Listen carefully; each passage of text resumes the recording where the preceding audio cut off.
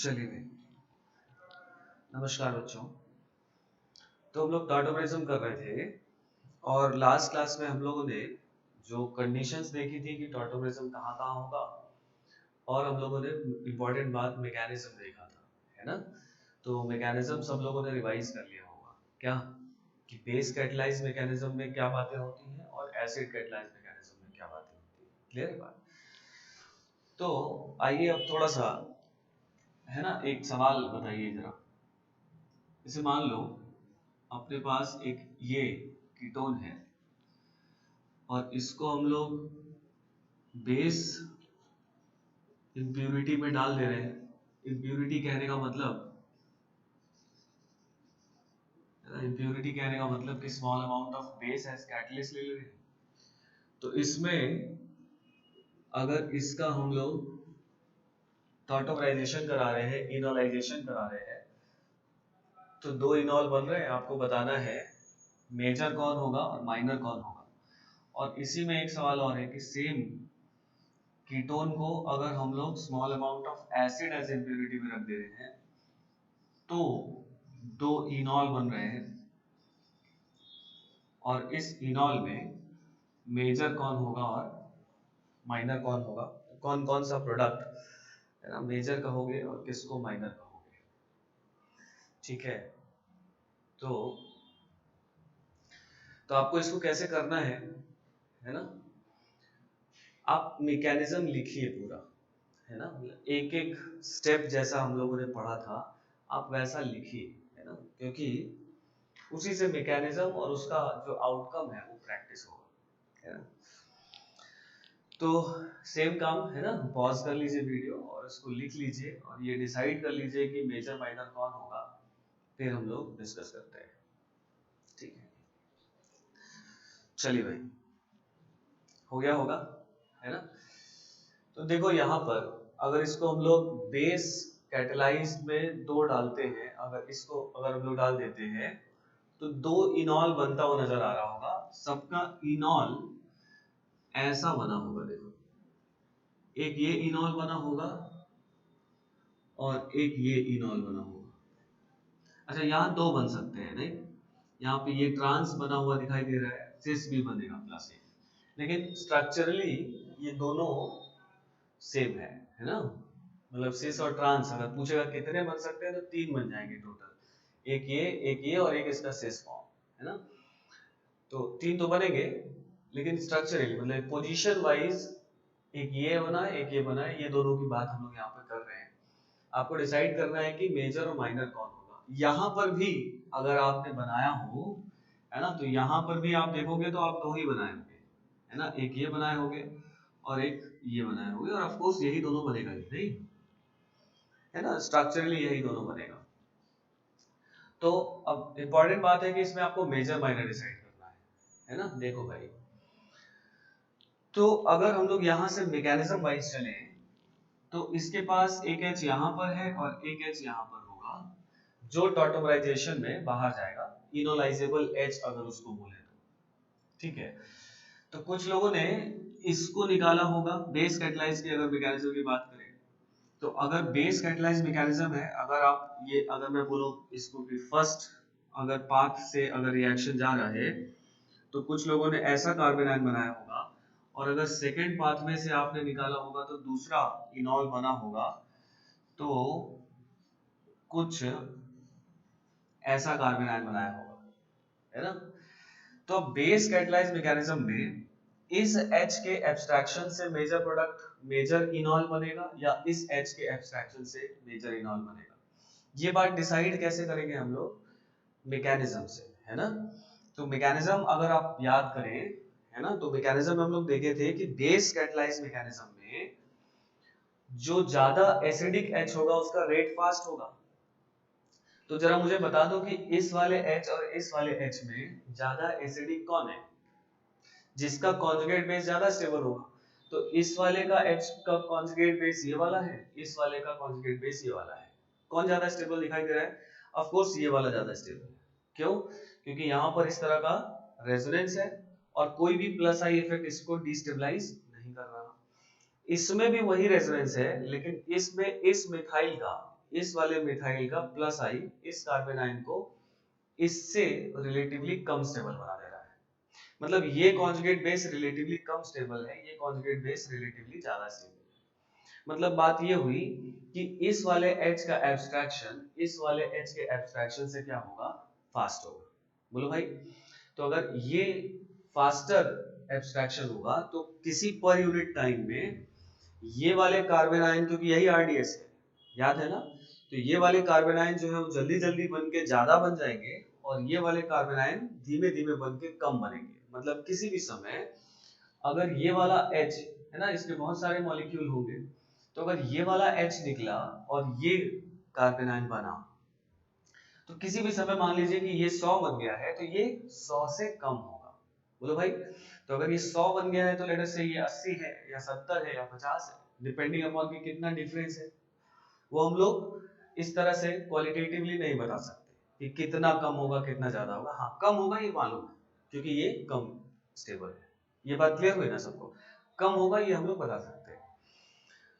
तो क्योंकि इसका अमाउंट ज्यादा है और यही बनना जो है वो आरडीएस होता है बेस कैटालाइज मैकेनिज्म में, अब इसके बाद तो फटाफट कन्वर्ट हो ही जाएगा इनॉल फॉर्म में।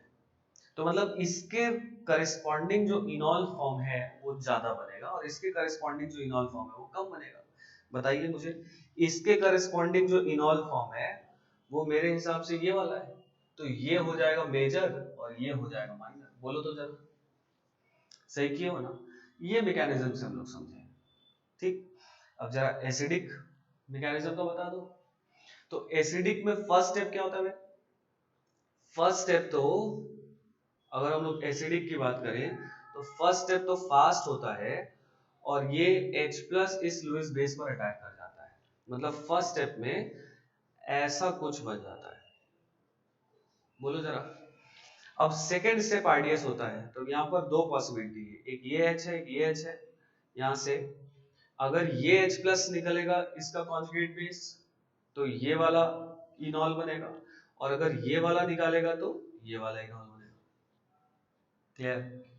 जरा सोचो, बना लिए हो ना?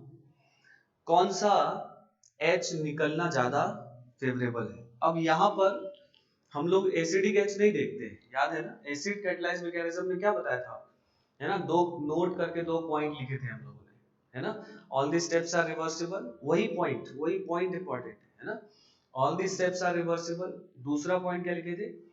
Greater the stability of enol form, greater is the rate of enolization. याद है ना? जितना स्टेबल इनॉल बनेगा उतना फास्टर रेट होगा। और इनॉल की स्टेबिलिटी यहाँ पर हम लोग एक क्वेश्चन भी किए थे, है ना? याद करिए, उससे लिंक करेंगे, है ना? तभी बातें ज्यादा क्लियर होगी। तो उसमें हम लोग एक क्वेश्चन भी किए थे कि इनॉल की स्टेबिलिटी कैसे चेक कर रहे हैं यहाँ पर हम लोग, हाइपर कॉन्जुगेशन से। तो मेरे हिसाब से कि ये वाला H जब निकलेगा तो यहाँ पर इनॉल आएगा। बोलो तो। और इस इनॉल के पास ऐसा ही इनॉल बनेगा, इस इनॉल के पास 3 और 3 6 अल्फा हाइड्रोजन है। बोलो भाई। और इस इनॉल के पास सिर्फ 2 अल्फा हाइड्रोजन। इसके लोन पेयर के साथ जो रेजोनेंस है, ये रेजोनेंस दोनों में इक्वल है। तो इसका मतलब यहाँ पर जो मेजर बनता है ना, वो मेरे हिसाब से लेट अस से दिस इज P। बोलो, है ना? और Q क्या हो जाएगा? ये वाला हो जाएगा। बात समझ आ गई? तो देखो, बेस में मेजर ये हुआ और एसिडिक मीडियम में मेजर ये हो गया, ठीक है? और इसका बड़ा इंपॉर्टेंट, है ना, एप्लीकेशन है आगे चल के, जब हम लोग एल्डोल कंडेंसेशन, मतलब हम लोग पढ़ेंगे आगे चल के कार्बोनिल कंपाउंड्स में, तो उसमें इस पर बेस्ड सवाल रहता है, ठीक है? चलिए, क्लियर हुआ बात सबको? ठीक। होपफुली कई लोगों ने बना लिया होगा इसको सोच के, है ना?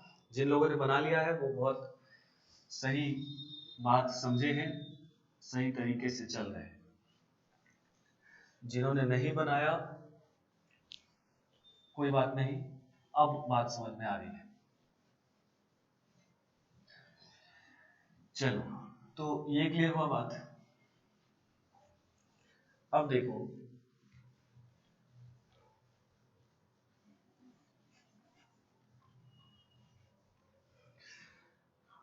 अब एक पॉइंट लिखो जरा, समझा जाए, ठीक है? देखो, क्या है कि इन जनरल अगर हम लोग बात करें कि जो भी मोनोकार्बोनिल कंपाउंड्स होते हैं, उन मोनोकार्बोनिल कंपाउंड्स का जो इनॉल फॉर्म है, ये दोनों आपस में इक्विलिब्रियम में रहते हैं, और इस इनॉल फॉर्म का जो परसेंटेज होता है इस इक्विलिब्रियम में, वो बहुत कम होता है। मतलब मोनोकार्बोनिल का जो इनॉल फॉर्म है वो 2% से ज्यादा नहीं हो सकता, नहीं होता है, ठीक है ना। तो वही बात हम लोग यहाँ समझ रहे हैं कि भाई इनॉल फॉर्म बहुत कम परसेंट में एग्जिस्ट करता है, क्योंकि जो थर्मोडायनेमिकली जो कीटोन फॉर्म है या कीटो फॉर्म बोला जाए, that is more stable then the इनॉल form. समझ गए बात? तो इस पॉइंट को लिखा जाए, है ना, लिखो in general the percent of इनॉल in general the percent of enol of a monocarbonyl compound, the percent of enol of a monocarbonyl compound in the equilibria is not more than 2%, is not more than 2%, and the equilibria is shifted towards and the equilibria is shifted towards and the equilibria is shifted towards keto form, and the equilibria is shifted towards the keto form, ठीक है, because keto form is thermodynamically more stable, because the keto form is thermodynamically more stable than the enol form, because the keto form is thermodynamically more stable than the enol form, है ना। जैसे देखिए, जैसे अगर हम लोगों ने एक ऐसा कीटोन का स्ट्रक्चरल फीचर लिया, तो इसका जो टोटल बॉन्ड एनर्जी होता है ना, वो होता है कुछ 1870 किलो जूल पर मोल, ठीक है। और अगर हम लोग इनॉल की बात करें तो इनॉल का जो स्ट्रक्चरल फीचर होगा वो ऐसा हो जाएगा, कीपिंग, है ना, मतलब बाकी सब जगह कुछ भी लगा हो तो दोनों जगह सेम होगा, ये स्ट्रक्चरल फीचर यहाँ पर चेंज हुआ है कुछ बॉन्ड्स के, है ना, चेंज होने से। तो ये इनॉल फॉर्म जो है, इसका टोटल बॉन्ड एनर्जी जो होता है वो 1820 किलो जूल पर मोल होता है। मतलब बात ये समझ में आ रही है ना, कि इसका जो टोटल बॉन्ड, अच्छा ये बॉन्ड एनर्जी निगेटिव में होता है ना, ये भी निगेटिव में ही होगा, मतलब इसका जो टोटल अगर सब जोड़ोगे तो इतना एनर्जी रिलीज होगा ना। तो कहने का मतलब ये है कि इसमें से ज्यादा एनर्जी रिलीज हो चुका है, इसमें से कम एनर्जी रिलीज हुआ है, मतलब ये करीब करीब 50 किलो जूल पर मोल जो है, ये वाला स्ट्रक्चर जो है ये ज्यादा स्टेबल दिखाई दे रहा है। बोलो भाई, बात समझ में आ रही है ना, है ना, क्योंकि इसका बॉन्ड एनर्जी ज्यादा है तो इसको तोड़ने में आपको ज्यादा एनर्जी लगेगा, है ना, और इसको तोड़ने में आपको कम एनर्जी लगेगा, तो इसको करीब करीब 50 किलो जूल पर मोल इससे ज्यादा एनर्जी लगेगा। So this keto form is more stable than enol form. इसीलिए जो इक्विलिब्रिया है मोनोकार्बोनिल कंपाउंड का, मोनोकार्बोनिल बोल रहा हूं मैं, ये जनरली किधर शिफ्टेड रहता है, बैकवर्ड शिफ्टेड रहता है, कीटो की तरफ शिफ्टेड रहता है, ठीक है। लेकिन फिर भी अच्छा, इसका जो परसेंट है वो क्या लिखा मैं हम लोगों ने, इसका परसेंट 2% से ज्यादा इन जनरल नहीं होता, मतलब अगर ओपन चेन है इस तरह का है तो वो ट्रेसेस में रहता है, 10⁻³ % के ऑर्डर में रहता है ना। सिर्फ एक ही दो, मतलब जो कीटोन है या एल्डिहाइड है, जैसे साइक्लोहेक्सेनोन है ना, उसका करीब 1.2% के आसपास होता है, ठीक है। तो इन जनरल जो मैं कुल मिलाकर बात कहना चाह रहा हूँ वो ये है कि मोनोकार्बोनिल कंपाउंड्स का जो इनॉल फॉर्म है, उस इनॉल फॉर्म का जो परसेंट है वो 2% से ज्यादा नहीं होता है ना, बिकॉज कि वो थर्मोडायनेमिकली ज्यादा स्टेबल है और ये वाला कम स्टेबल है। समझ गए बात? ठीक। लेकिन कुछ मॉलिक्यूल्स ऐसे भी होते हैं, है ना, जिनमें इनॉल फॉर्म ठीक ठाक ज्यादा परसेंट में भी पाया जाता है ना। तो उन मॉलिक्यूल्स, ऐसे कौन से मॉलिक्यूल्स हैं जिनमें इनॉल फॉर्म ज्यादा है, थर्मोडायनेमिक स्टेबिलिटी हम लोग देख चुके हैं, है ना। तो कोई ना कोई फैक्टर जिसमें ऐसा हो जो इनॉल फॉर्म को थोड़ा ज्यादा स्टेबलाइज करे, तो वो सारे फैक्टर जो होंगे वो इनॉल के परसेंट को बढ़ाएंगे। बात समझ में आ रही है ना? तो हम लोग यही पढ़ने जा रहे हैं कि आखिर किस तरह के मॉलिक्यूल में इनॉल का परसेंट जो है वो ज्यादा होगा, या क्या ऐसे फैक्टर्स हैं जिन फैक्टर से इनॉल का परसेंट ज्यादा होगा या हम बढ़ा सकते हैं। समझ गए बात ना? चलिए तो लिखा जाए, है ना, परसेंट इनॉल डिपेंड्स अपॉन, किन किन फैक्टर पे ये डिपेंड कर रहा है ना, और कब कब इनॉल ज्यादा हो सकता है, ये बात कर रहे हैं। तो परसेंट इनॉल है ना किन किन बातों पे डिपेंड कर रहा है। पहला लिखो, acidic strength of alpha H, है ना, और ये डायरेक्टली प्रोपोर्शनल जो होगा अल्फा एच, ये डायरेक्टली प्रोपोर्शनल होगा किसके, परसेंट इनॉल के। समझ के बाद, तो अगर ये एसिडिक स्ट्रेंथ इस अल्फा एच का जितना ज्यादा एसिडिक स्ट्रेंथ होगा उतना परसेंट इनॉल ज्यादा होगा। समझ गए? एक सिंपल सी बात, ठीक है। अब देखो ये मत कंफ्यूज होना सर एसिडिक मीडियम में कि बेसिक मीडियम में, ये हम लोग परसेंट इनॉल की बात कर रहे हैं, रेट की बात नहीं कर रहे हैं, वो रेट की बात थी, है ना। याद करिए मैकेनिज्म में आपको डाउट हो सकता है, हो क्या डाउट होगा कि सर एसिडिक मीडियम में तो उल्टा होता था, नहीं वो उसकी बात नहीं कर रहे हैं हम लोग बात किसकी कर रहे हैं, हम लोग परसेंट इनॉल की बात कर रहे हैं, ठीक है। और ये बहुत सारे फैक्टर्स पे डिपेंड करता है, थर्मोडायनेमिकली बहुत सारे फैक्टर्स पे डिपेंड करता है ना, तो ये अलग तरीके से लाया गया है, वो डिटेल में नहीं जा रहे हम लोग, उसका कोई अपने को मतलब नहीं है ज्यादा, समझे बात। तो percent इनॉल depends upon acidic strength of alpha H, है ना, चाहे जिस भी मीडियम में हो रहा हो, अगर एसिडिक स्ट्रेंथ अल्फा एच का ज्यादा होगा तो परसेंट इनॉल ज्यादा होगा, ठीक है। अच्छा सेकंड बात अगर हम लोग करें तो दूसरी बात क्या है कि intramolecular hydrogen bonding in इनॉल form, intramolecular hydrogen bonding in इनॉल form, है ना, इसको हम लोग कॉमनली किलेशन भी बोलते हैं, ठीक है। तो अगर इनॉल फॉर्म में किसी तरह से इंट्रामॉलिक्यूलर हाइड्रोजन बॉन्डिंग हो जाए, इंट्रामॉलिक्यूलर हाइड्रोजन बॉन्डिंग से है ना एक अमाउंट ऑफ एनर्जी रिलीज होती है ना 30 से 40 किलो जूल पर मोल के आसपास, तो उतना एनर्जी एक्स्ट्रा अगर रिलीज होगी तो इनॉल फॉर्म का परसेंट बढ़ेगा। समझ गए बात ना? तो एक ये फैक्टर हो गया इंपॉर्टेंट फैक्टर। या फिर इनॉल फॉर्म ज्यादा कब हो सकता है ना, अगर एरोमेटिसिटी है ना मिल जाए इनॉल फॉर्म में, अगर कोई इनॉल फॉर्म बने और वो एरोमेटिक हो जाए तो भी इनॉल फॉर्म ज्यादा स्टेबल हो जाएगा, है ना, क्योंकि aromatic compounds are highly stable, है ना। और एक चौथा केस है सॉल्वेंट, ठीक है, सॉल्वेंट पर भी डिपेंड करेगा इनॉल फॉर्म का परसेंटेज। समझ गए बात। और भी फैक्टर्स हैं, प्रेशर भी है ना, बहुत सारे फैक्टर्स हैं, लेकिन वो सारे उतने रेलेवेंट या इंपॉर्टेंट नहीं है जिसको हम लोग को समझना है। तो हम लोग सिर्फ बात कर रहे हैं किसकी, इन चार फैक्टर्स की जो इनॉल फॉर्म को डायरेक्टली इफेक्ट करते हैं, ठीक है। तो सॉल्वेंट का इफेक्ट कैसा होता है ना, इसको भी थोड़ा एक्सप्लेन कर लिया जाए, समझ लिया जाए बात।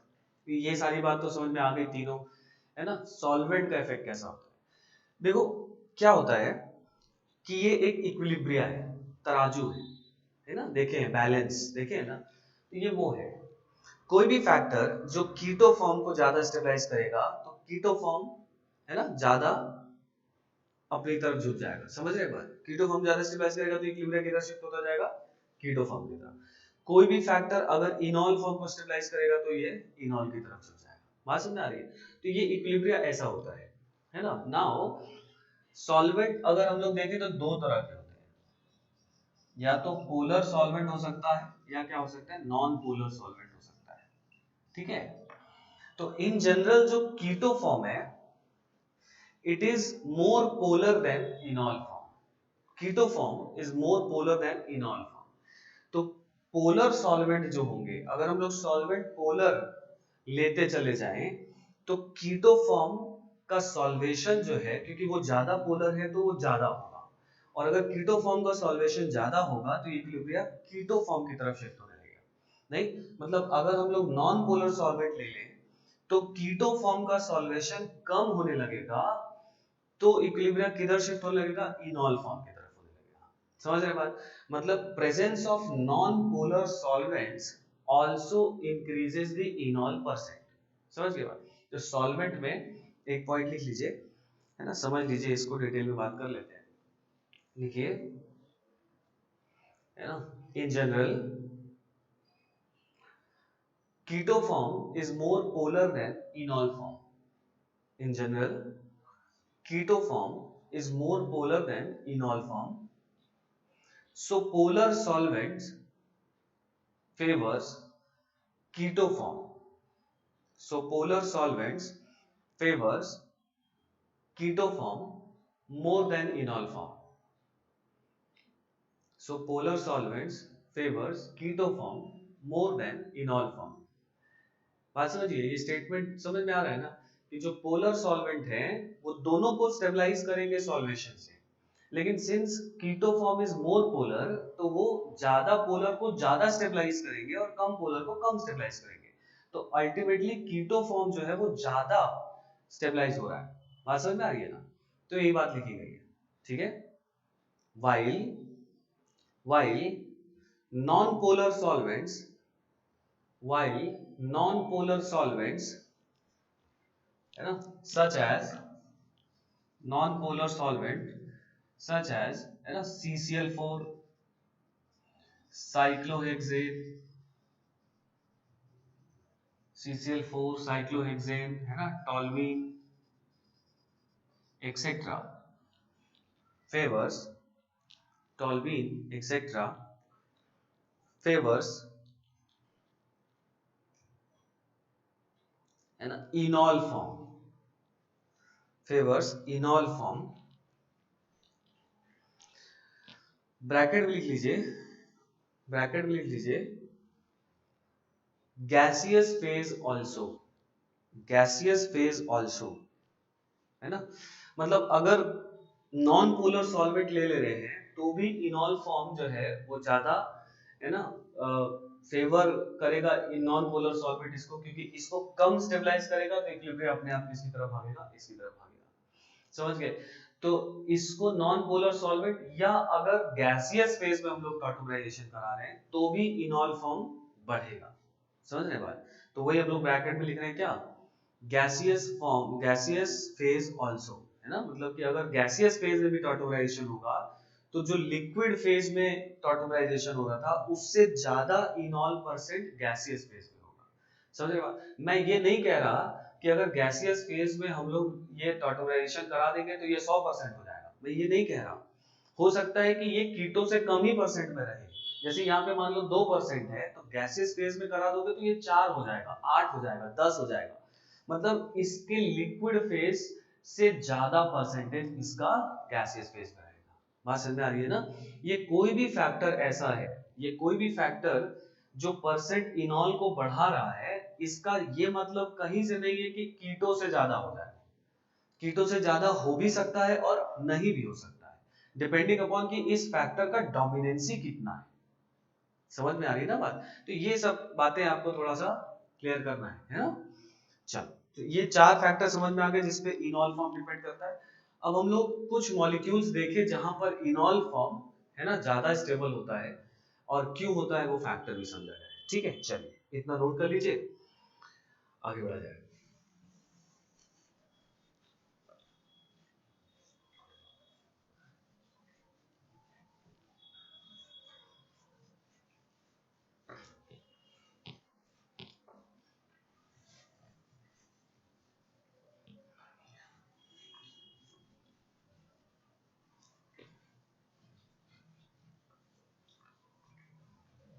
ठीक है, लिखो, टॉटोमेरिज्म इन, टॉटोमेरिज्म इन active methylene, active methylene compounds,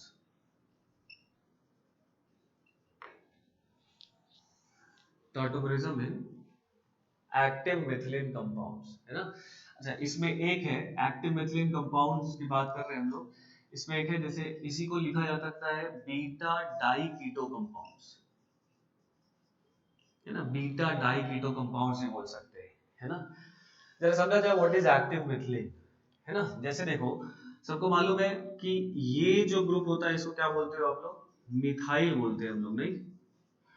अगर ऐसा ग्रुप हो, एक हाइड्रोजन और निकाल दें और दो तरफ किसी ग्रुप से जुड़ा हो, तो इस तरह के ग्रुप को हम लोग बोलते हैं मिथिलीन ग्रुप, ठीक है, दिस इज मिथिलीन ग्रुप। तो एक्टिव मिथिलीन उसको कब बोलेंगे, जब इस दोनों तरफ, इसके दोनों वैलेंसीज पर, है ना, कोई इलेक्ट्रॉन विथड्रॉइंग ग्रुप लगा, कोई अगर दोनों तरफ स्ट्रॉन्ग इलेक्ट्रॉन विथड्रॉइंग ग्रुप लगेगा तो इस ग्रुप को बोलेंगे एक्टिव मेथिलीन ग्रुप, ठीक है। तो जैसे बीटा डाइकीटो कंपाउंड, अगर हम इसका एग्जांपल लें, है ना, जैसे देखो ये है अपना CH3 C double bond O CH2 C double bond O CH3। जरा देखो ध्यान से, ये इसको बीटा डाइकीटो कंपाउंड बोल सकते हैं क्या, है ना, बीटा डाइकीटो कंपाउंड। जैसे ये एक कार्बोनिल है, तो इससे डायरेक्टली जुड़ा कार्बन ये अल्फा हो गया और ये वाला बीटा हो गया, तो अल्फा एक ये और एक बीटा पे, तो इसको बोलेंगे हम लोग क्या, बीटा डाइकीटो कंपाउंड, मतलब एक दूसरे के रिलेटिव ये दोनों बीटा पर है, ठीक है। तो अगर इसमें टॉटोमराइजेशन हम लोग कराएं, है ना, कोई भी अगर बेस डाल दे या एसिड डाल दे या कुछ भी नहीं डाले, तो इस बार जो इसका H निकलेगा वो ये वाला निकलेगा, बताओ तो जरा, क्योंकि ये सबसे ज्यादा एसिडिक है, दिख रहा है ना। तो ये वाला H यहाँ पर निकलेगा और ये वाला H निकल के ये या तो इधर दोनों में से किसी भी तरफ चला जाएगा और एक अपना इनॉल फॉर्म बना लेगा। और इसका जो इनॉल फॉर्म बनता है वो देखो एक स्पेशल तरीके से अपने आप को, है ना, अरेंज कर लेता है कुछ इस तरह से। और इस O पे पार्शियल नेगेटिव है, इस हाइड्रोजन पे पार्शियल पॉजिटिव है, ये हाइड्रोजन ऑक्सीजन से जुड़ा है, उसके पास सिस्टम में एक ऑक्सीजन पड़ा हुआ है, तो इन दोनों के बीच में क्या हो जाएगा, इंट्रामोलिकुलर हाइड्रोजन बॉन्डिंग। तो ये जो बीटा डाइकीटो कंपाउंड है इसका इनॉल इस तरह से एग्जिस्ट करता है ना, ओपन चेन स्ट्रक्चर में नहीं, ये एक ऐसा साइक्लिक 6 मेंबर्ड रिंग बना देता है। और 6 मेंबर्ड रिंग हम लोग को मालूम है कि काफी स्टेबल होता है। कहीं भी ऑर्गेनिक में अगर 6 मेंबर्ड रिंग बनने के चांसेस होंगे तो बहुत ज्यादा फेवरेबल प्रोसेस होगा, है ना। तो ये 6 मेंबर्ड रिंग बन रहा होगा, है ना। अब 6 membered ring plus intramolecular hydrogen bonding, intramolecular hydrogen bonding से जो 31 से 40 किलो जूल पर मोल एनर्जी जो है वो यहाँ से निकलेगी। प्लस अगर आप और देखें तो यहाँ पर बहुत बढ़िया इस तरह का रेजोनेंस भी है। तो तीन फैक्टर हो गए ना, intramolecular hydrogen bonding, chelation, 6 membered ring formation. Chelation इसी को बोलते हैं, जब एक रिंग बन जाए तो उसको बोलते हैं हम लोग किलेट बन गया, किलेशन। तो ये किलेशन हो गया, 6 मेंबर्ड रिंग बना है, रेजोनेंस है और इंट्रामोलिकुलर हाइड्रोजन बॉन्डिंग है। तो इस इन सारी वजहों को एक साथ जोड़ दें तो इस वजह से ये इनॉल क्या होता है, काफी स्टेबल होता है। और यही चीज एक्सपेरिमेंटली भी देखी गई कि इसका जो एक्सपेरिमेंटल परसेंट था वो 76.4% के आसपास आया, है ना। ये आपको वैल्यू याद नहीं रखनी है, बस ये फैक्टर्स याद रखने हैं, इसको समझना है कि अच्छा ये फैक्टर्स आ रहे हैं तो ये काफी स्टेबल हो रहा है। समझ के बात ना। तो ये है, और ये इन लिक्विड फॉर्म, है ना, ये 76.4% जो है वो लिक्विड फॉर्म में है ना। ये एक्चुअली एक्सपेरिमेंटल डेटा है तो ये लिखना जरूरी है कि कब ऐसा है ना। इन लिक्विड फॉर्म का मतलब ये कि जब हम लोग सिर्फ इसका ही लिक्विड लिए, इस बीटा डाइकीटो कंपाउंड का ही लिक्विड, प्योर लिक्विड ले लिया और उसमें ये टॉटमाइजेशन करा रहे हैं, मतलब कोई सॉल्वेंट अलग से हम लोगों ने नहीं डाला है, वाटर या कुछ भी ऐसा कुछ नहीं डाला हुआ है, ठीक है ना। तो वो बात लिखने का मतलब है कि 76.4% इसमें होता है। समझ गया। आपको परसेंट नहीं याद रखना है, आपको बस ये ध्यान रखना है कि यार देखो ये जो बीटा डाइकीटो कंपाउंड का इनॉल फॉर्म होता है ये काफी स्टेबल होता है, ये बात अपने को पता होनी चाहिए। और क्यों होता है, तो इसमें तीन तीन फैक्टर है ना। एक क्या है, किलेशन, और किलेशन किस वजह से हो रहा है, हाइड्रोजन बॉन्डिंग की वजह से हो रहा है, इंट्रामोलिकुलर हाइड्रोजन बॉन्डिंग की वजह से हो रहा है। और इसमें बहुत बढ़िया क्या हो रहा है, रेजोनेंस भी है। समझ में आ रही है बात। तो इन तीनों वजहों से ये जो अपना इनॉल फॉर्म है ये काफी स्टेबल है, ठीक है। उसी तरह से अगर हम लोग एक और एक्टिव मेथिल कंपाउंड ले, है ना, जैसे मान लो हम लोगों ने ले लिया CH3 C double bond O, CH2 C double bond O, O, है ना, ET, ET मतलब क्या, इथाइल, ऐसा ले लिया। तो देखो ये भी एक्टिव मेटल कंपाउंड है, दोनों तरफ इलेक्ट्रॉन विड्रॉइंग ग्रुप है, तो इसका भी जो इनॉल फॉर्म होगा, है ना, देखो वो ऐसा कुछ होगा, वो भी, है ना, वो भी यहाँ पर इसी फॉर्म में एग्जिस्ट करेगा और यहाँ पर इंट्रामॉलिक्यूलर हाइड्रोजन बॉन्डिंग होगी। बोलो भाई कोई दिक्कत? सेम ऐसे ही मॉलिक्यूल है बीटा। अच्छा इसका नाम क्या बोल दोगे? ये एस्टर ग्रुप है ना, और ये अल्फा कार्बन हो गया, ये वाला हो गया बीटा कार्बन। नहीं, this is alpha and this is beta, तो इसका नाम हो जाएगा beta keto ester. Beta keto ester, beta ester keto क्यों नहीं, है ना, क्योंकि जो एस्टर है वो प्रिंसिपल फंक्शनल ग्रुप हो गया यहाँ पर, तो इसलिए इसका नाम हो गया क्या, बीटा कीटो एस्टर। पहचान लेंगे, है ना, सिर्फ आपको पहचान में आना चाहिए ऐसा कुछ। तो ये बात समझ में आ गई। अब यहाँ एक दो बातें और, इसका जो परसेंट इनॉल देखा गया लिक्विड फॉर्म में वो 8% देखा गया, जो कि नॉर्मल मोनोकीटो से तो बहुत ज्यादा लेकिन इसके कंपैरिजन में बहुत कम है ना। ऐसा क्यों, क्यों कम हो गया? तो देखो यहाँ पर एक बहुत इंपॉर्टेंट रीजन ये है ना, कि ये जो अगर आप देखें तो ये वाला जो H है, ये वाला जो H है, इसका एसिडिक स्ट्रेंथ वर्सेस इसका एसिडिक स्ट्रेंथ जरा कंपेयर करो तो, इसमें और इसमें ज्यादा एसिडिक कौन है? पढ़े हम लोग ये बात। क्या करोगे, इस H प्लस को निकालोगे, कॉन्जुगेट बेस बनाओगे, स्टेबिलिटी चेक करोगे, यही करोगे ना। तो इसमें जब H प्लस निकाले, यहाँ नेगेटिव चार्ज आया, तो नेगेटिव इधर ऑक्सीजन पे भी गया और इधर ऑक्सीजन पे भी गया, तो दोनों तरफ डीलोकलाइज हो रहा है और ऑक्सीजन पर नेगेटिव चार्ज आ रहा है, तो ये हाईली स्टेबल है। एक बात मैं और आपको बता दूं इंफॉर्मेशन के लिए, है ना, कुछ लोगों को मालूम भी है कि ये जो पीके वैल्यू इस हाइड्रोजन का होता है वो 10 के आसपास होता है, 10 के आसपास, और 10 के आसपास ऑर्गेनिक के टर्म्स में ठीक ठाक एसिडिक माना जाता है। अपना जो फिनॉल है, फिनॉल का भी जो पीके वैल्यू होता है वो कितना, 10 होता है। ठीक है, इंफॉर्मेशन है, आप चाहो तो कहीं लिख सकते हो। ठीक है, बात समझ में आ गई। तो इसका 10 है, और अगर हम लोग इसके एसिडिक स्ट्रेंथ की बात करें, हम लोग इससे कंपेयर कर रहे हैं, तो जब इसका H प्लस निकालोगे यहाँ निगेटिव आएगा, तो ये निगेटिव भी इधर इधर दोनों तरफ डीलोकलाइज होगा। बोलो अब जरा मुझे बताओ,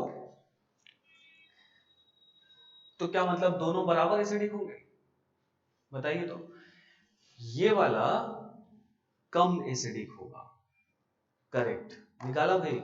देखो क्यों, क्योंकि जब ये इधर डीलोकलाइज होगा नेगेटिव चार्ज, तब तो हो जाएगा बढ़िया से, लेकिन इधर डीलोकलाइज होने में इसको दिक्कत है। क्या दिक्कत है? क्योंकि ये जो ऑक्सीजन पर लोन पेयर है, ये पहले से इसके साथ रेजोनेंस कर रहा है, इस कार्बोनिल के साथ, दिख रहा है सबको? तो इस कार्बोनिल के साथ ये ऑक्सीजन पहले से रेजोनेंस कर रहा है, तो ये जो नेगेटिव चार्ज आएगा, ये रेजोनेंस में जाने में इसको दिक्कत होगी ना, क्योंकि एक ही कॉन्जुगेटेड सिस्टम को दो लोन पेयर, है ना, इस यूटिलाइज कर रहे हैं, तो जब जब ऑक्सीजन से रेजोनेंस हो रहा होगा, तो ये पाई बॉन्ड जो है ये ऑक्सीजन का लोन पेयर ले रहा होगा, तो तब तब ये कार्बन आयन रेजोनेंस में नहीं जा पा रहा होगा। मतलब इस कार्बन आयन का जो डीलोकलाइजेशन है वो इस कार्बन आयन से कम है। बात समझ में आ गई? इसलिए इसका जो एसिडिक स्ट्रेंथ होगा, वो एसिडिक स्ट्रेंथ काफी कम हो जाता है, और एसिडिक स्ट्रेंथ पे डायरेक्टली प्रोपोर्शनल होता है अपना कौन, इनॉल फॉर्म। तो एसिडिक स्ट्रेंथ अगर कम हो गया, इनॉल फॉर्म कम हो गया। बात समझ में आ गई ना? अब इसमें जो ये वाला रेजोनेंस है, जो ये वाला रेजोनेंस है, ये भी तो हैम्पर हो रहा है। देखो ध्यान से, इसमें तो कोई इसको नहीं रोक रहा है, ये लोन पेयर बड़े मजे से इधर आ रहा है, ये इधर से इधर आ रहा है, ये इधर से इस ऑक्सीजन पे जा रहा है, तो इसमें तो पूरा एकदम बढ़िया पूरे रिंग में रेजोनेंस हो रहा है, दिखाई दे रहा है। लेकिन इसमें फिर से वही लोन पेयर यहां से यहां तक आएगा, फिर यहां इसको रुकना पड़ेगा। क्यों रुकना पड़ेगा? क्योंकि ये रेजोनेंस तो अभी भी है ना यहाँ पर, तो अभी भी जब जब ये रेजोनेंस में आएगा तब तब ये नहीं आ पाएगा। कहानी आ रही समझ में? तो इधर वाला जो रेजोनेंस है वो उतना इफेक्टिवली नहीं हो पा रहा है जितना, है ना, इसकी वजह से। क्लियर होगा? तो ये दो फैक्टर हैं, एक तो एसिडिक स्ट्रेंथ कम हो गया और दूसरा इसका जो रेजोनेंस हो रहा था वो रेजोनेंस का भी इफेक्ट कम हो गया। इन दोनों वजहों को कलेक्टिवली जोड़कर जो आउटकम आया है वो आया है कि इसका इनॉल परसेंट इसके इनॉल परसेंट से कंसिडरेबली गिर गया है, क्योंकि एसिडिक स्ट्रेंथ भी कम हो गया और रेजोनेंस भी कम हो गया। बात समझ आ गई? एक बात इतना क्लियर हो सबको? दूसरी बात, अब कोई पूछे कि सर इधर ही पाई बॉन्ड क्यों बनाए हैं इसमें, इधर भी तो बना सकते थे, है ना? बोलो, बात समझ में आ रही? अब देखो, अगर मान लीजिए इसका दो पॉसिबिलिटी हो सकता है ना, कुछ लोग ऐसा इनॉल भी बना सकते हो। तो सर ये वाला इनॉल इसका बनेगा कि नहीं, ये वाला आप बनाए हो, तो देखो ये वाला इनॉल उसमें मेजर नहीं होगा, यही इनॉल मेजर होगा। ये वाला बहुत कम बनेगा, अगर 8% टोटल, मतलब अगर ये बना है तो ये ट्रेसेस में होने वाला है। ट्रेसेस मतलब क्या? बहुत कम। क्यों ऐसा होने वाला है? देखो यहां पर अब जो रेजोनेंस जो हो रहा है, ये वाला रेजोनेंस आपने डिस्टर्ब कर दिया क्या? ये वाला रेजोनेंस आपने डिस्टर्ब कर दिया। ये जो रेजोनेंस यहाँ पहले से हो रहा था, ये रेजोनेंस अब यहाँ पर नहीं हो रहा, है ना? बशर्ते ये वाला रेजोनेंस हो सकता है, आप समझो कि ये हो रहा हो, तो इस पे नेगेटिव किस पर आएगा? कार्बन पर। तो कार्बन पे नेगेटिव ज्यादा, अगर बात करें ज्यादा स्टेबल है या ऑक्सीजन पे नेगेटिव? ऑक्सीजन पे नेगेटिव। तो ये ज्यादा मॉलिक्यूल को स्टेबिलिटी दे रहा था, ये वाला रेजोनेंस मॉलिक्यूल को कम स्टेबिलिटी देगा। इस वजह से इसमें अगर हम लोग पाई बॉन्ड इधर बनाते हैं तो वो गलत इनॉल फॉर्म होगा इसका। ऑल्दो ये भी होगा, कम बनेगा, लेकिन अगर आपको आंसर रिपोर्ट करना है, मान लो सवाल आए, है ना, which of the following is the best structure of the enol of the following compound, तो आप इस पर टिक लगाओगे, इस पर नहीं, ऑप्शन में दोनों होगा। समझ के बाद ना? तो ये वजह है यहाँ पर इस तरह का इनॉल बनने की। कोई दिक्कत?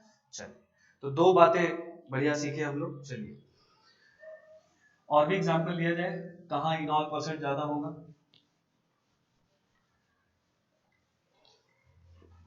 अच्छा, एक और चीज मैं फिर से यहाँ पे दोहरा रहा हूँ, देखो भाई ये मत सोचना सर इसका इनॉल तो बहुत कम होता है, बहुत ज्यादा है ये। मोनोकार्बोनिल का 10⁻³ के ऑर्डर में होता है, 10⁻² के ऑर्डर में होता है ना? कुछ ही एक ही दो कंपाउंड है जिसका 1.2 या 2% है। समझ रहे हो बात ना? तो उसके कंपैरिजन में ये इनॉल बहुत ज्यादा है, बहुत अच्छा इनॉल बन रहा है यहाँ पर, ठीक है ना? ये मेंटालिटी मत रखना, इससे मत कंपेयर कर लेना कि यहाँ तो बहुत बढ़िया बन रहा था, यहाँ पे तो 8% है तो बेकार है। नहीं भाई, बहुत अच्छा है ना? इसको भी ध्यान रखेंगे। ये चीज कंफ्यूजन हो जाती है कभी कभी, मल्टीपल चॉइस में सवाल आता है कि किसका किसका इनॉल कंसिडरेबल अमाउंट में बनेगा, तो आप इसको टिक लगा के नहीं आते हो, आप बोलते हैं अरे तो बहुत कम होता है। कंसिडरेबल अमाउंट में बनेगा मतलब मोनोकार्बोनिल से ज्यादा किसमें बनेगा, ये पूछने का मतलब होता है सवाल। समझ में आई ना बात? चलिए अब जैसे और भी एग्जांपल ले ले, मान लो, चलो अच्छा ये बताओ, क्वेश्चन नहीं, एक और एग्जांपल मान लो, अगर ऐसा ले लें, मान लो मैंने ले लिया PH C double bond O CH2 C double bond O CH3। अगर इसका इनॉल हम लोग बनाते हैं तो इसका इनॉल भी ऐसे बनेगा।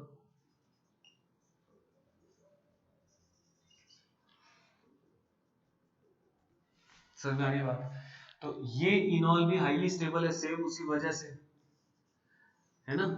क्योंकि एक तो ये वाला H है ना बहुत ज्यादा एसिडिक हो जाएगा, है ना? ये वाला H का एसिडिक स्ट्रेंथ बढ़ जाएगा, इस पीएच की वजह से भी बढ़ जाएगा, है ना? -I से इससे इलेक्ट्रॉन खींचेगा भी।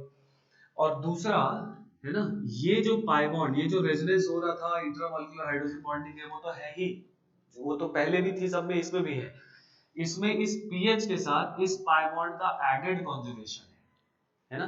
ये पीएच इस पाई बॉन्ड को रेजोनेंस, पाई सिस्टम है ना ये, तो इस पाई बॉन्ड को ये, है ना, रेजोनेंस के थ्रू, है ना, स्टेबलाइज कर रहा है। तो इसके पास ये एडेड कॉन्जुगेशन है, जिसकी वजह से बाकी सारी बातें इसमें पहले जैसी है, लेकिन इसमें ये एडेड कॉन्जुगेशन की वजह से इसका जो परसेंट है वो 89.2% के आसपास चला जाता है, मतलब काफी ज्यादा हो जाता है। समझ के बात ना। उसी तरह से मान लो यहाँ पीएच है और यहाँ भी पीएच लगा देगा, यहाँ भी पीएच लगा देगा, तो उसका परसेंट 96% के आसपास चला जाएगा। नहीं, क्योंकि उसमें दोनों तरफ से एडेड कॉन्जुगेशन मिलेगा, दोनों तरफ से माइनस आएगा। बात समझ में आ रही है ना। अब यहाँ पर देखो, ये मत कंफ्यूज होना कि सर यहाँ पर इस पीएच का भी इसके साथ रेजोनेंस हो रहा होगा, है ना। ये जो बेंजीन है, इसको बात कर ले, क्योंकि बाद में आएगी ही, है ना। बाद में आप डाउट में पूछोगे ही सर ऐसा क्यों था, तो इस वजह से इसको बात कर लिया जाए कि देखो यहाँ पर भी कुछ लोग सोच रहे होंगे कि सर इसका इसके साथ रेजोनेंस भी हो रहा होगा, तो यहाँ पर भी क्रॉस कॉन्जुगेशन है इस कार्बन आयन को लेकर। देखो यहाँ पर इसका जो इस कार्बोनिल के साथ रेजोनेंस होता है वो न के बराबर होता है। न के बराबर इसलिए क्यों होता है, क्योंकि जो बेंजीन है उससे एक बहुत बड़ा ग्रुप जुड़ा हुआ है, तो इस बड़े ग्रुप का ये जो प्लेन है ना, ये प्लेन हल्का सा रोटेट हो जाता है। बात समझ आ रही है। तो प्लेन रोटेशन की वजह से यहाँ पर बहुत अच्छा रेजोनेंस नहीं मिल पाता है, ठीक है। तो इस वजह से इसका क्रॉस कॉन्जुगेशन नहीं है। क्रॉस कॉन्जुगेशन नहीं है तो बेंजीन का फिर कौन सा इफेक्ट ऑपरेटिव होगा, माइनस आई। तो बेंजीन का माइनस आई इस कार्बन आयन को और स्टेबलाइज करेगा, तो इसलिए इसका एसिडिक स्ट्रेंथ और थोड़ा बढ़ जाता है, ठीक है। फिर आप पूछ सकते हो सर यहाँ पर ये रेजोनेंस फिर क्यों कर पा रहा है, क्योंकि प्लेन यहाँ रोटेट हो गया है। तो अब अगर आप ध्यान से देखें तो ये बेंजीन जो है, ये जो स्ट्रक्चर है, अब ये 6 मेंबर्ड रिंग हो गया, एक तरह से रिजिड रिंग बन गया है। इसमें ये क्या था, ओपन मॉलिक्यूल था, तो वो कैसे भी घूम फिर रहा था, समझ रहे बात। तो यहाँ पर रोटेशन ज्यादा प्रोबेबल है, लेकिन यहाँ पर क्योंकि अब ये एक हिस्सा जो है वो फिक्स्ड हो गया है, फिक्स मतलब रिंग बन के यहाँ पर रिजिड हो गया है, तो अब ये बेंजीन रिंग के पूरा पूरा जो सिस्टम है वो बेंजीन रिंग के लगभग लगभग क्या हो जाता है, पैरेलल। पूरा अभी भी नहीं होता, लेकिन लगभग लगभग पैरेलल हो जाता है कि उसको एडेड कॉन्जुगेशन मिलने लगता है। बात समझ में आई ना। चलिए, तो I think I am clear enough, है ना। चलिए आगे बढ़ा जाए।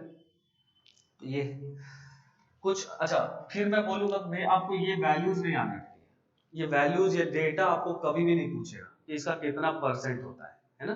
बस आपको ये आइडिया होनी चाहिए कि हाँ ये क्यों, इसका इनॉल परसेंट ज्यादा होगा या कम होगा, ठीक है ना। जैसे मान लीजिए अगर ये पूछा जाए, है ना, ये बताओ मुझे कि इसका इनॉल परसेंट कम होगा या ज्यादा होगा, इसका इनॉल परसेंट कम होगा या ज्यादा होगा। तो इसका इनॉल परसेंट बहुत ज्यादा होगा, बोलो भाई, इसका इनॉल ऐसे ही ना बनेगा क्या। और ये क्या बन गया है, एरोमेटिक सिस्टम बन गया है ना। तो ये ऑलमोस्ट अपने 100% फॉर्म में ऐसे ही रहता है ना। मतलब फिनॉल, ये जो फिनॉल है, फिनॉल अगर रखा हुआ है तो वो अपने इस फॉर्म में बहुत कम एग्जिस्ट करता है, वो इसी फॉर्म में एग्जिस्ट करता है ना। एक बात और, अगर कंडीशन वाला क्वेश्चन आए, कंडीशन वाला हम लोग पढ़े थे ना, कहाँ टॉटोमेरिज्म होगा, जो कंडीशन पढ़े थे, अगर ये एग्जाम्पल में हो तो क्या आंसर दोगे, है ना। ये फिनॉल एग्जाम्पल में हो तो आप आंसर क्या बताओगे, क्या ये टॉटोमराइजेशन कर सकता है या नहीं कर सकता है, कर सकता है भाई। कितना भी ये कम हो, कितना भी कम हो, लेकिन ये इक्विलिब्रिया तो है ही, समझ के बाद ना। ये 100% में रह रहा है, लेकिन ठीक है, ये 10 to -8 -9 -10 -2000 कितना भी हो, बट ये इक्विलिब्रिया तो है ही। तो ये टॉटोमराइजेशन शो करेगा कि नहीं करेगा, तो करेगा, ठीक है ना। ये बढ़िया बात हो गई, ठीक है, ध्यान रखिएगा इसको। नाउ, है ना, जैसे ये बताओ और एग्जांपल समझो, इसका इनॉल परसेंट बताना भाई, इसका इनॉल परसेंट कम होगा कि ज्यादा होगा। उसी तरह से इसको बताओ, इसका इनॉल परसेंट कम होगा कि ज्यादा होगा, ठीक है। इसको नोट कर लीजिए, है ना। इसको मैं मिटा रहा हूं, तब तक आप ये बताइए।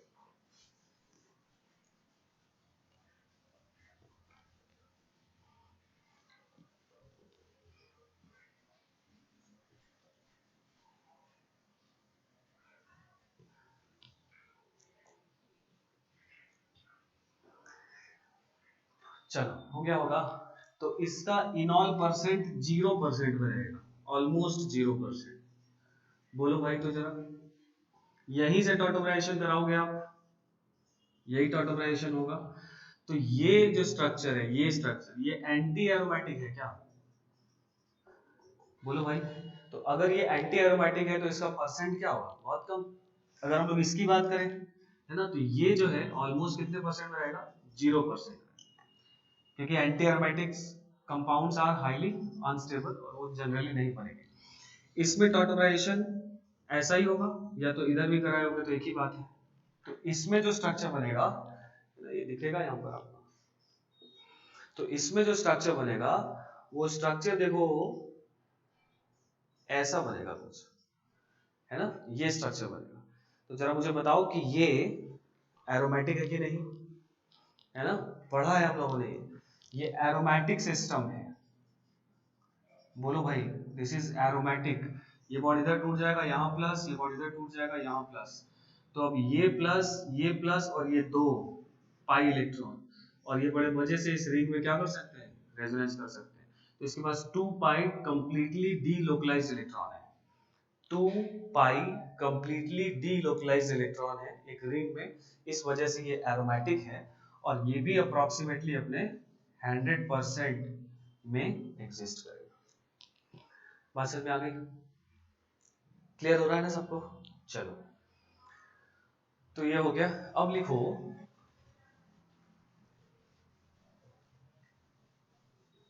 लिखिए टॉटोमराइजेशन इन,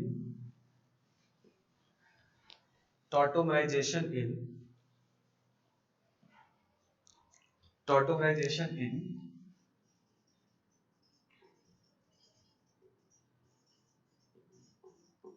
अल्फा डाइकीटो कंपाउंड्स।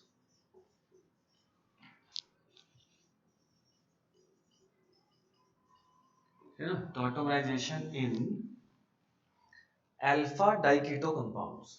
ठीक है, alpha diketo compounds. Alpha diketo compounds अब पहचान लोगे किसको बोलेंगे। मतलब दोनों कीटो क्या होंगे? एक दूसरे के अल्फा पोजीशन पर होंगे। ये हो गया अपना अल्फा। अगर ये कीटोन है तो ये पोजीशन अल्फा है, तो ये अल्फा डाइकीटो कंपाउंड हो गया। ठीक है, तो इसमें भी यहां से टॉटोमराइजेशन हो सकता है और यहां से भी हो सकता है ना। तो अगर कोई आपसे पूछे कि इसमें टॉटोमराइजेशन में इसका इनॉल फॉर्म जरा बताओ कम होगा कि ज्यादा होगा, है ना, तो हम लोग बहुत तुरंत बता देंगे कि भाई ये H निकलेगा, ये पाई बॉन्ड बनेगा, यहाँ OH आएगा, और इस O और इस H के बीच में क्या हो जाएगा? हाइड्रोजन बॉन्डिंग हो जाएगी। तो ये भी, है ना, 5 मेंबर रिंग बना दे रहा है, यहाँ पर भी रेजोनेंस हो रहा है ना, तो ये भी ठीक ठाक अमाउंट में एग्जिस्ट करेगा। लेकिन ऐसा नहीं हो पाएगा, इसका स्ट्रक्चर ऐसा नहीं होता, है ना, ये अनस्टेबल स्ट्रक्चर हो गया है। ठीक है, समझिए क्यों। देखो ये जो मॉलिक्यूल है ना, ये यहाँ पर सिंगल बॉन्ड है, बोलो तो जरा, और यहाँ ऐसा रेजोनेंस भी नहीं है क्या?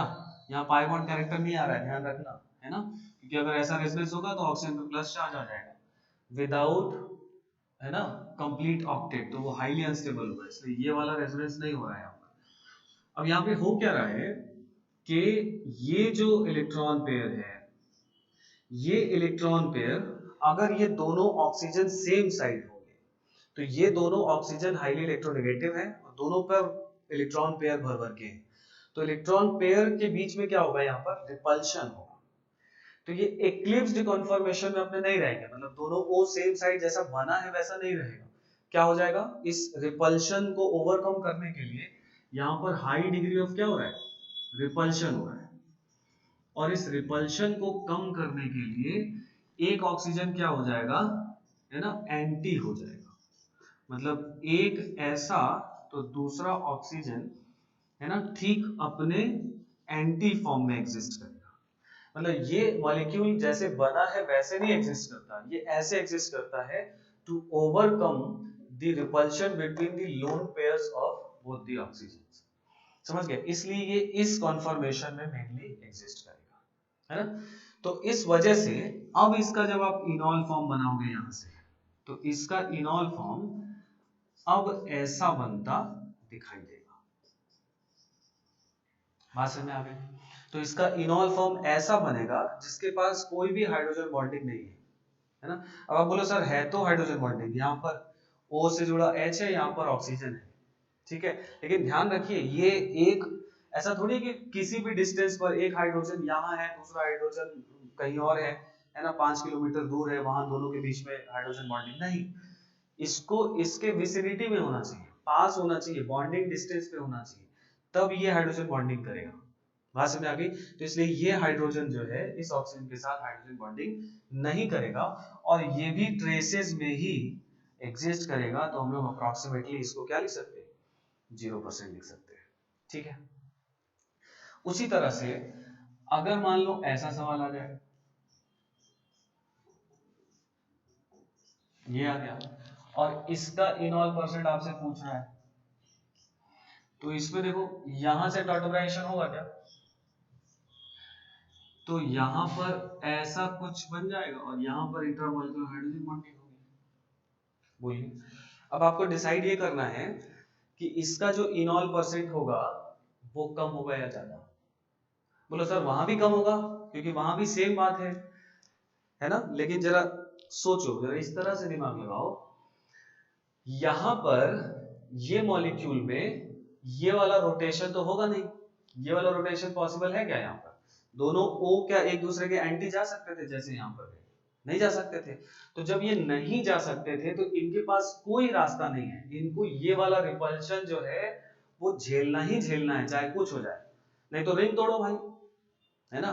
तो ये इस तरह से उल्टा कॉन्फर्मेशन कभी भी नहीं बना सकता जैसा ये बनाया है।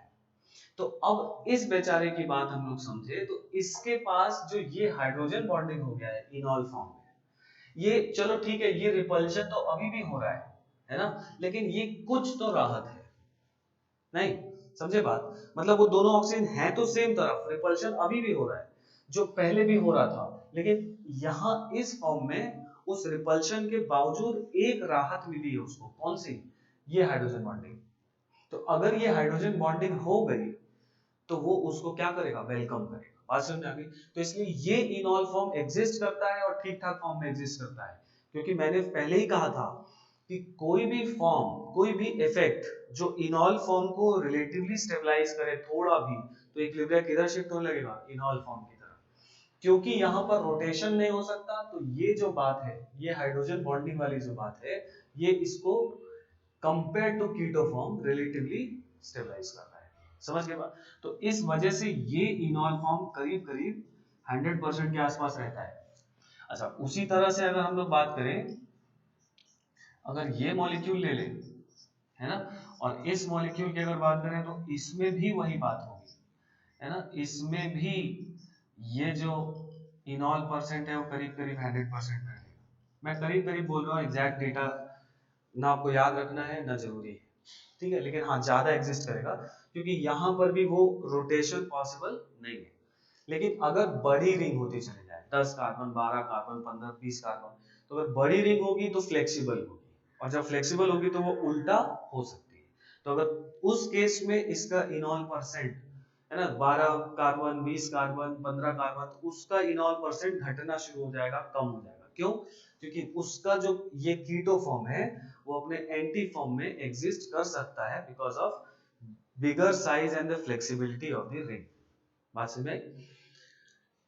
क्लियर हुआ बात ना, कि वहां क्यों इनॉल ज्यादा है, यहाँ क्यों कम है, क्योंकि यहाँ पे कीटो फॉर्म एंटी में रह सकता है, इसलिए वो एंटी में रहना प्रेफर करेगा और उसका इनॉल ऐसा बनेगा, न कि ऐसा।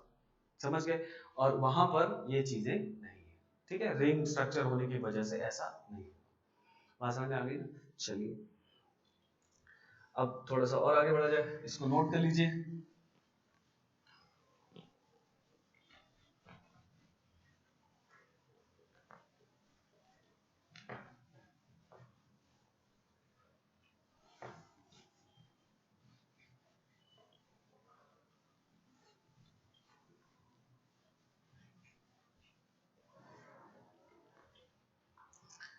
जैसे एक क्वेश्चन मान लो आ जाए,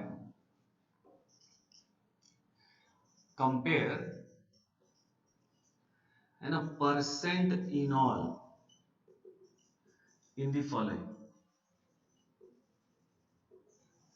compare percent enol in the following. A है,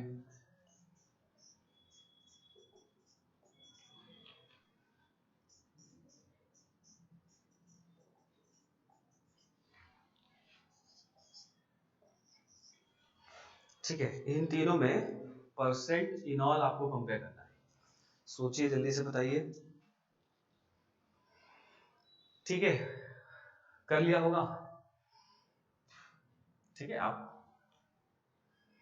देखो, इसमें जो इनॉल बनेगा वो ऐसा इनॉल बनाए हो क्या?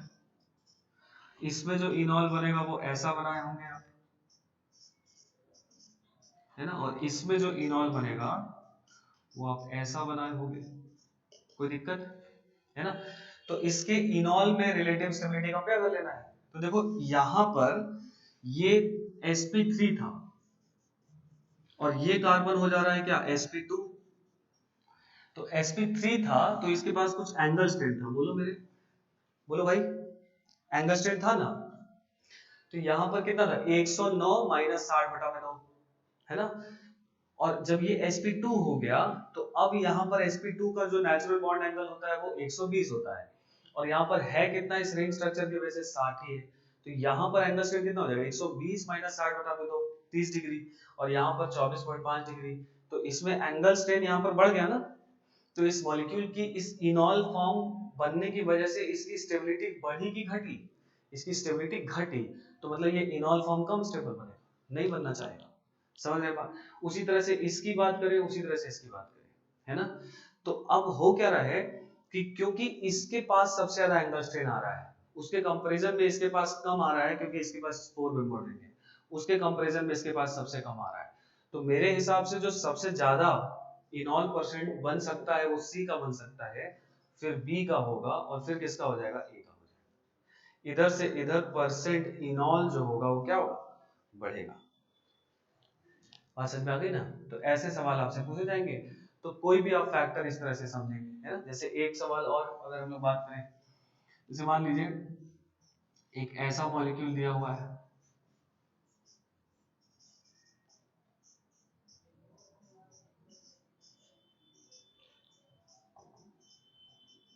ठीक है, ये मॉलिक्यूल है, आपको बस ये बताना है कि इसका इनॉल फॉर्म कंसिडरेबल अमाउंट में होगा या ट्रेसेस में होगा, ठीक है, ये बताना है। ठीक है, इसको नोट कर लीजिए और फिर इसको आगे बढ़ते हैं हम लोग।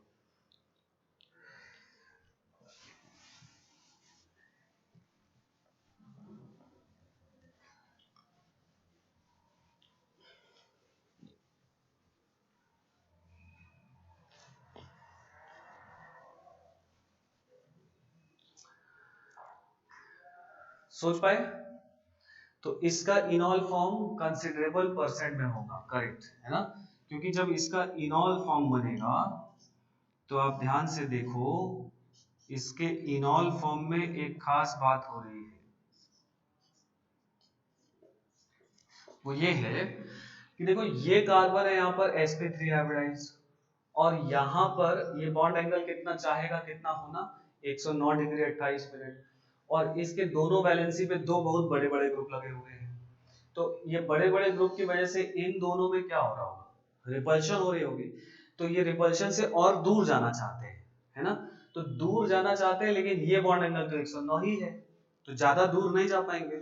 लेकिन अगर ये इनोलाइज हो गया, और यहाँ पर अगर बात करें तो ये sp2 हो गया अभी, बोलो भाई। तो अगर ये sp2 हो गया तो अब यहाँ पर, है ना, जो बॉन्ड एंगल है वो 120 हो जाएगा, और 120 मतलब उन दोनों बड़े ग्रुप में और थोड़ा सा गैप बढ़ जाएगा, ये और दूर चले जाएंगे, तो ये जो रिपल्शन है ये कम हो जाएगा।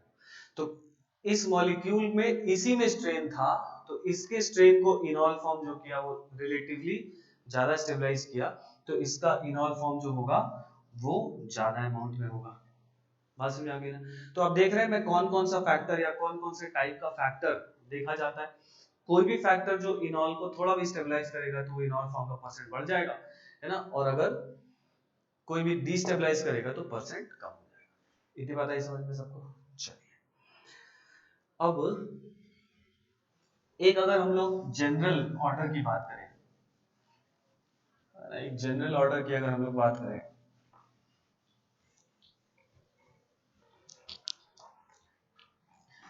है ना, जैसे कभी कभी ऐसा क्वेश्चन भी आता है ना, कि अलग अलग टाइप ऑफ कंपाउंड दे देगा और बोलेगा इसमें इनॉल परसेंट ज्यादा किसमें कम किसमें।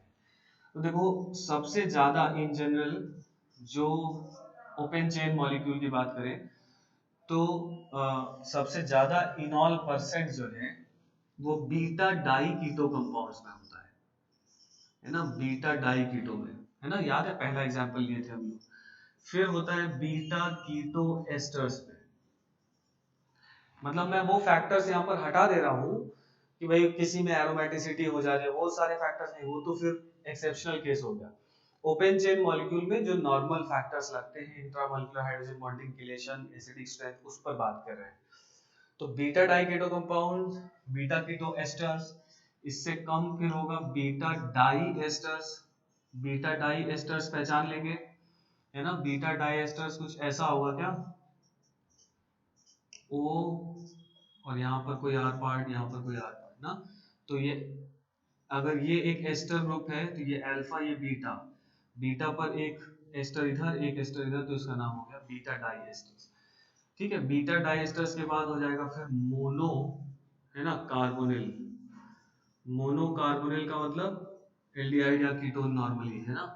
फिर उसके बाद मोनो कार्बोनिल के बाद होगा कौन, एस्टर्स। ठीक है, एस्टर्स में जो परसेंट इनॉल होगा वो इन सभी में से सबसे कम होगा। तो ये जनरल ऑर्डर है, इधर से इधर आने पे जो परसेंट इनॉल होगा वो क्या होगा, बढ़ेगा। बात समझ में आई सबको, ठीक है, चलिए भाई। तो इसके बाद हम लोग यहाँ से अब नेक्स्ट क्लास में करेंगे, है ना। धन्यवाद।